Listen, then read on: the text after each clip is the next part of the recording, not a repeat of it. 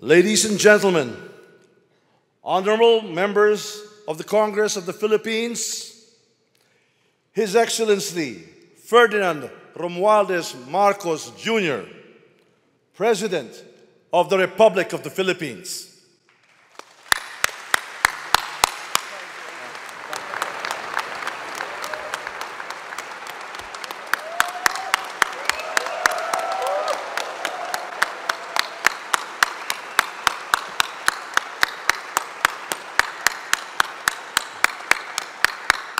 I come before you today to address you, as it is my duty as President of the Republic.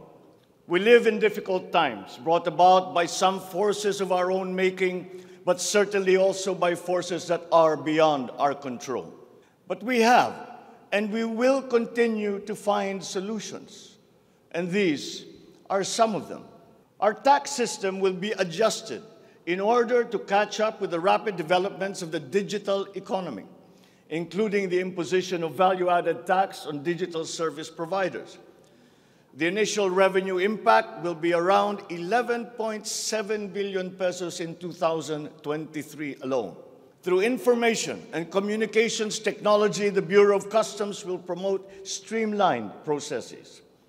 Disbursements for 2022 to 2023 will be maintained at above 20% of gross domestic product, or 4.955 trillion pesos and 5.086 trillion pesos respectively, to ensure continuous implementation of priority programs. One of the main drivers of our push for growth and employment will be in the agricultural sector. Ang mga pautang at financial assistance sa mga magbubukid at mangingisda ay magiging institusyon at patakaran ng aking administrasyon. Ipapaprioridad natin ang modernisasyon ng mga sakahan sa pamamagitan ng mga makabagong teknolohiya para sa ating mga magsasaka. Atin palalawakin ang mga palaisdaan, babuyan at manukan. Lahat ng ito gagamitan ng siyensya para tumaas ang produksyong agrikultural. Maging ang post-production at processing ay susuportahan ng pamahalaan.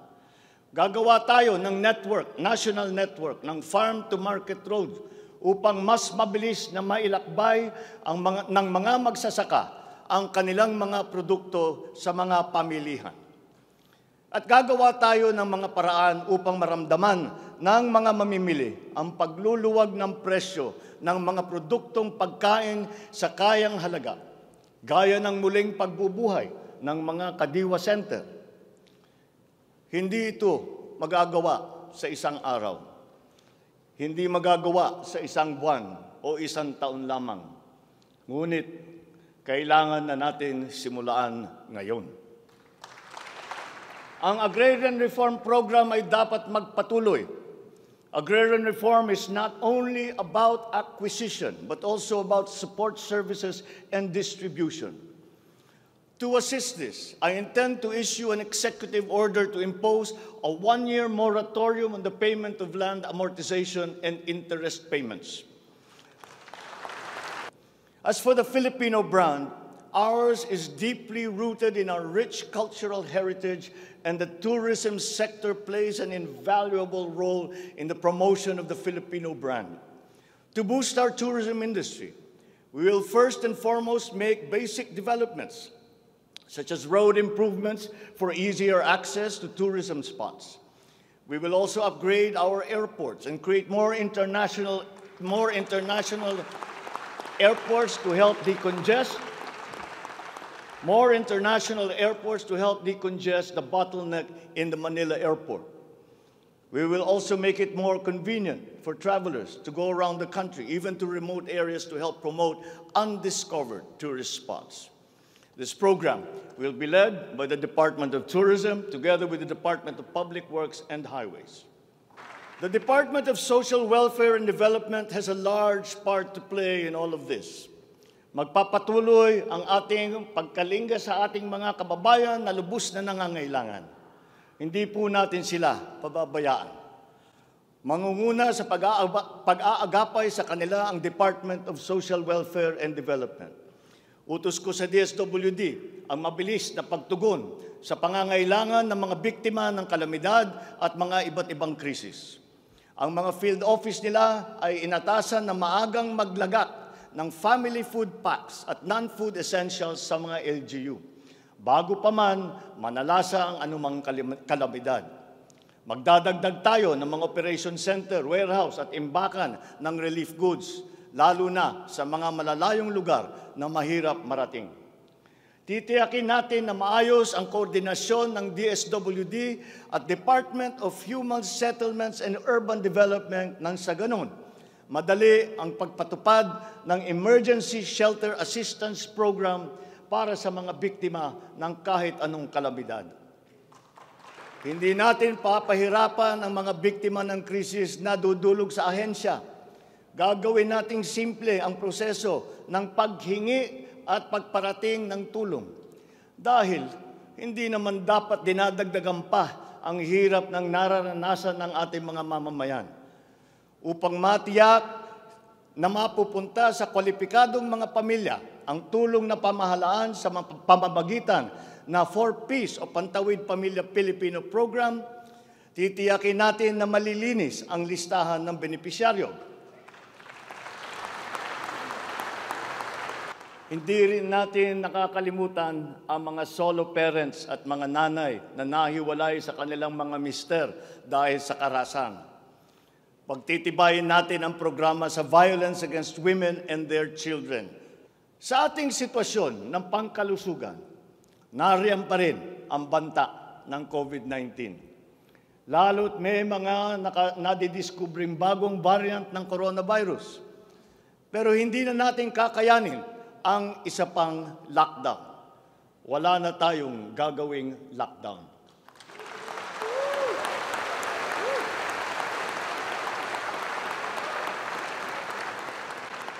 Dapat natin balansehin ng maayos ang kalusugan at kapakanan ng ating mga mamamayan sa isang banda at ang ekonomiya naman sa kabilang banda.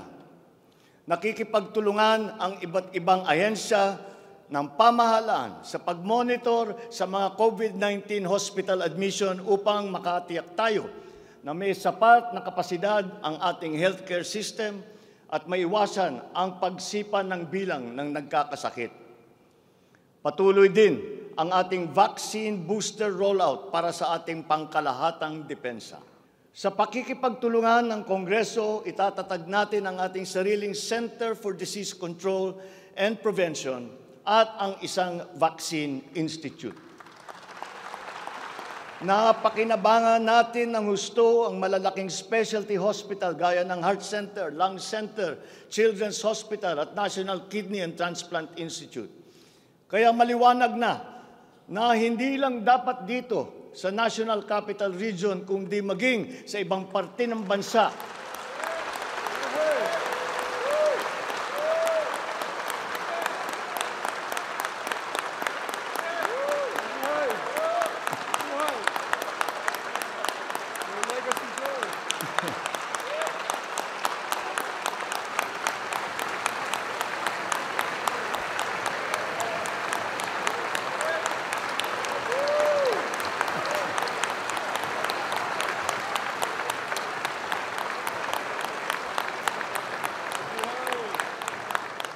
Maliwanag na hindi lamang dapat dito lamang sa National Capital Region, kundi maging sa ibang parte ng bansa, kailangan magdagdag ng ganitong uri ng mga pagamutan.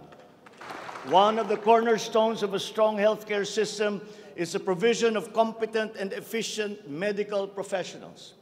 We will exert all efforts to improve the welfare of our doctors, our nurses, and other medical frontliners. Dapat din tayong magkaroon ng sapat na supply ng gamot na kinakailangan sa pang-araw-araw ng ating mga mamamayan.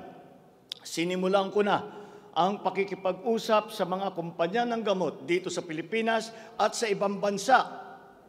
Hinihikayat natin na buksan nila ang merkado upang bumaba ang presyo ng gamot.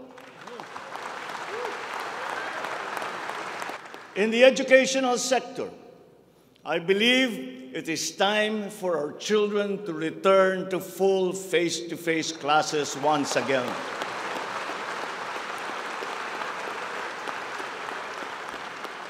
The Department of Education, led by our highly able Vice President Sara Duterte, is now preparing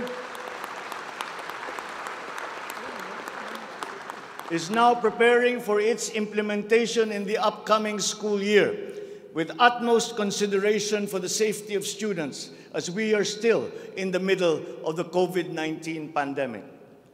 As for the horror stories that we have heard about the poor quality of educational materials and supplies that are being given to our schools, this must end. Ang edukasyon ay ang tangi nating pamana sa ating mga anak na hindi mawawaldas. Kaya anumang gastusin sa kanilang pag-aaral ay hindi tayo nagtitipid. Hindi rin tayo nagtatapon. And once again, I am not talking about history or what is being taught. I am talking about materials that are necessary for effective teaching in this day and age. Children now need connectivity to the internet. They need devices to use. They need computers, educational tools.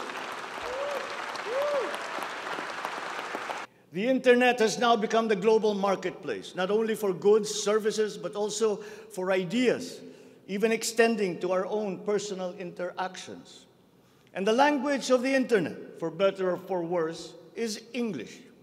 Therefore, the question of our medium of instruction must be continuously re-examined to maintain that advantage that we have established as an English-speaking people. We are entering an age of exponential adoption of technology. It is the fourth industrial revolution. The national ID will play an important part in this digital transformation. For citizens to be able to seamlessly transact with government, their identity must be easily verifiable. As the world moves into rapid digitalization, the digital divide will become more pronounced. This will open new opportunities for the creation of wealth, but will also likely create inequalities. Hence, universal connectivity will be a vital component in order to ensure that no citizen is left behind. I have therefore tasked the DICT to deploy digital connectivity across our various islands. This will be done through the implementation of the National Broadband Plan, the Common Tower Program, connecting our geographically isolated and disadvantaged areas via our Broadband ng Masa project. The backbone of an economy is its infrastructure. The infrastructure program of the Duterte administration must not only continue, but wherever possible, be expanded.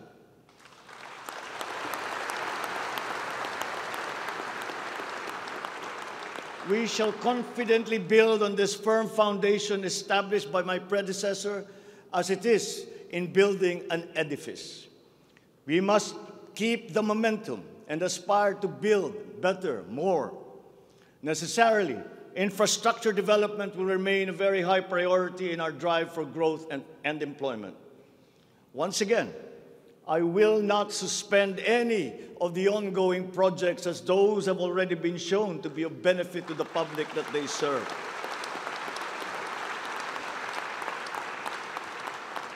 Another fundamental requirement for growth and increased employment will be the availability of cheap, reliable energy. We must build new power plants. We must take advantage of all the best technology that is now available, especially in the areas of renewable energy. I believe that it is time also to re-examine our strategy towards building nuclear power plants in the Philippines.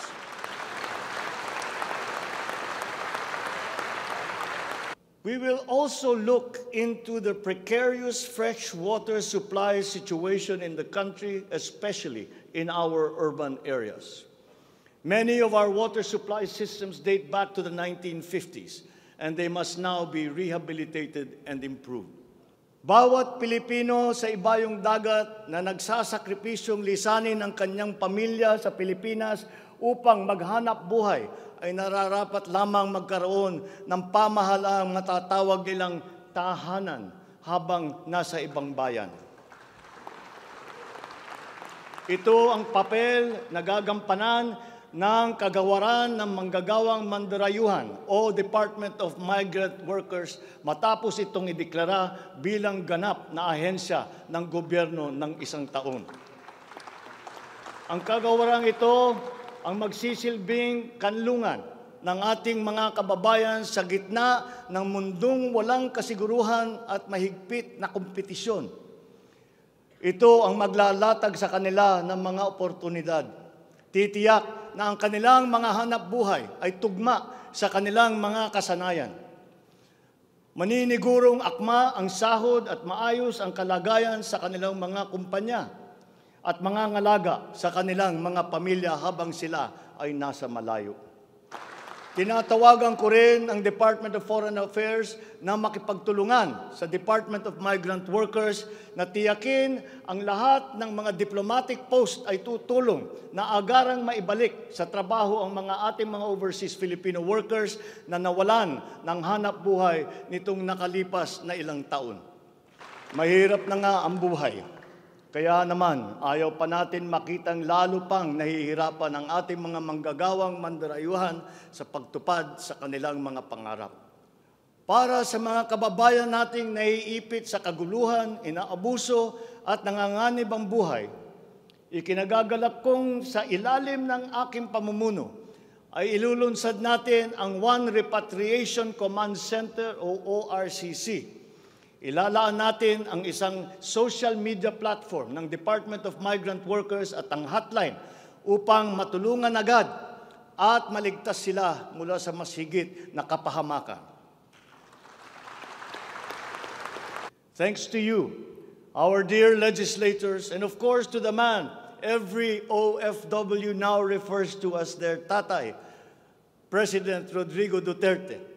You passed the law that created this new home for our OFWs.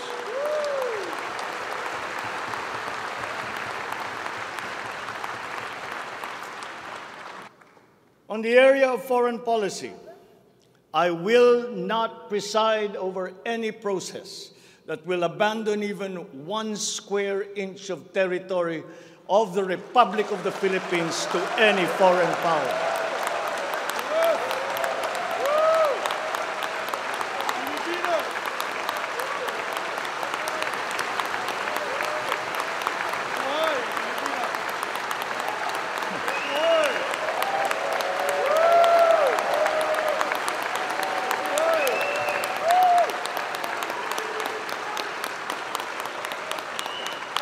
With respect to our place in the community of nations, the Philippines shall continue to be a friend to all, an enemy to none.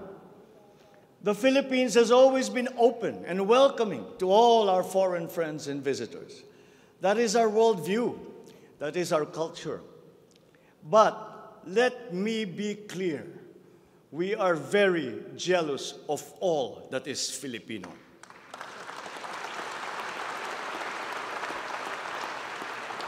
Number 16, Mandatory Reserve Officers Training Corps and National Service Training Program. This seeks to reinstitute the ROTC program as a mandatory component of senior high school programs, grades 11 and 12, in all public and private tertiary level educational institutions.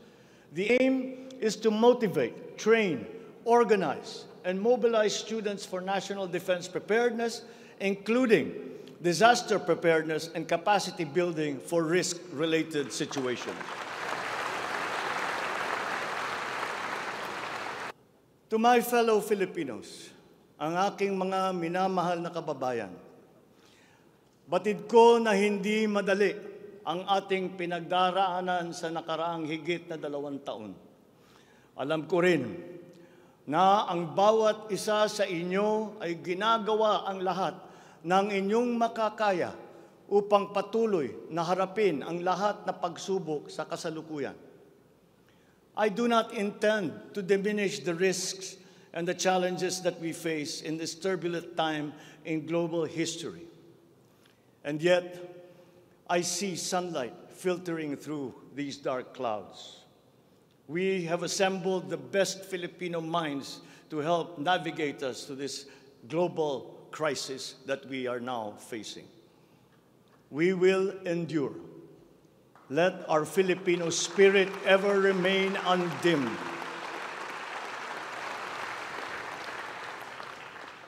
I know this in my mind. I know it in my heart. I know it in my very soul. The state of the nation is sound.